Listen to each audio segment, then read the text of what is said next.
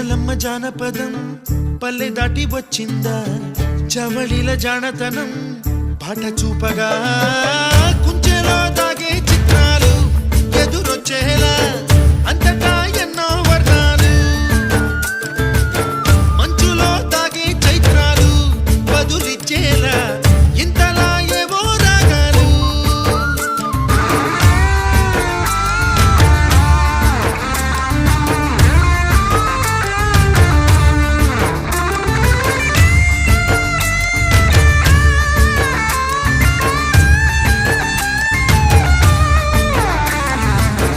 ఆకతాయి సందడిగా